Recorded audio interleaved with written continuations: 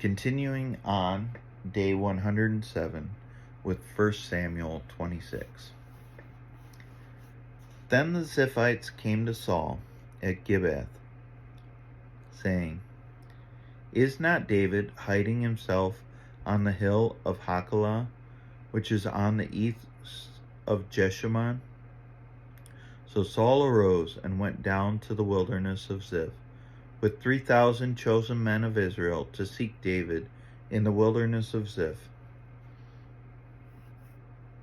And Saul encamped on the hill of Hachilah, which is beside the road on the east of Jeshimon. But David remained in the wilderness. When he saw that Saul came after him into the wilderness, David sent out spies and learned that Saul had indeed come. Then David rose and came to the place where Saul had encamped. And David saw the place where Saul lay, with Abner the son of Ner, the commander of his army. Saul was laying within the encampment, while the army was encamped around him.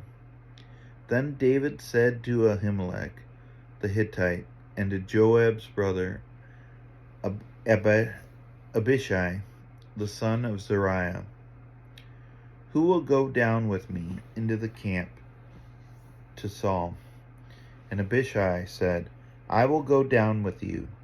So David and Abishai went to the army by night, and there lay Saul sleeping within the encampment, with his spear stuck in the ground at his head. And Abner and the army lay around him.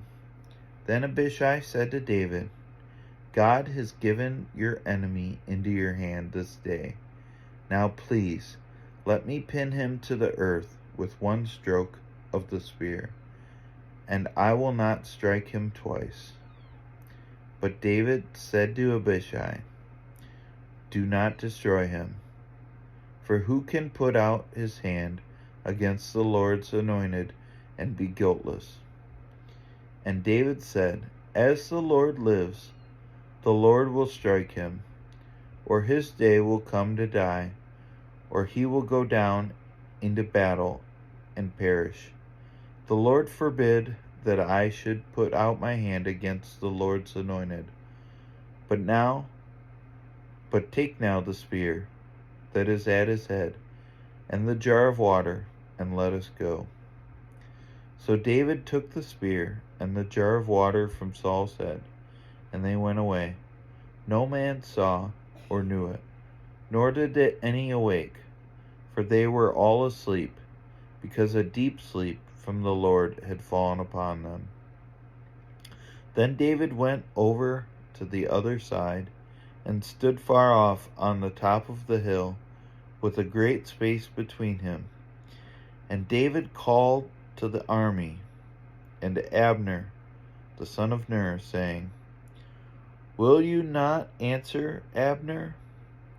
Then Abner answered, "Who are you who calls to the king?" And David said to Abner, "Are you not a man? Who is like you in Israel? Why then have you not kept watch over your lord the king? For one of the people came in to destroy the king your lord. This thing that you have done is not good.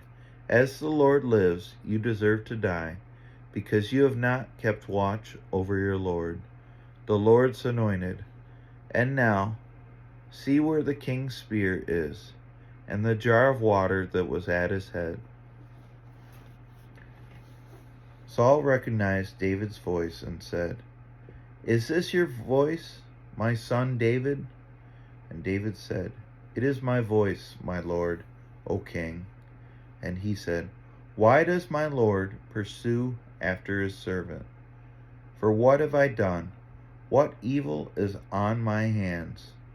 Now therefore, my lord, the king hear the words of his servant. If it is the Lord who has stirred you up against me, may he accept an offering. But if it is men, may they be cursed before the Lord, for they have driven me out this day, that I should have no share in the heritage of the Lord, saying, Go serve other gods. Now therefore, let not my blood fall to the earth, away from the presence of the Lord. For the king of Israel has come out to seek a single flea, like one who hunts a partridge in the mountains. Then Saul said, I have sinned. Return my son David, for I will no more do you harm, because my life was precious in your eyes this day. Behold, I have acted foolishly, and have made a great mistake. And David answered and said, Here is the spear, O king. Let one of the young men come over and take it. The Lord rewards every man for his righteousness and his faithfulness, for the Lord gave you into my hand today. And I would not put out my hand against the Lord's anointed. Behold, as your life was precious this day in my sight, so may my life be precious in the sight of the Lord, and may he deliver me out of all tribulation. Then Saul said to David, Blessed be you, my son David. You will do many things, and will succeed in them.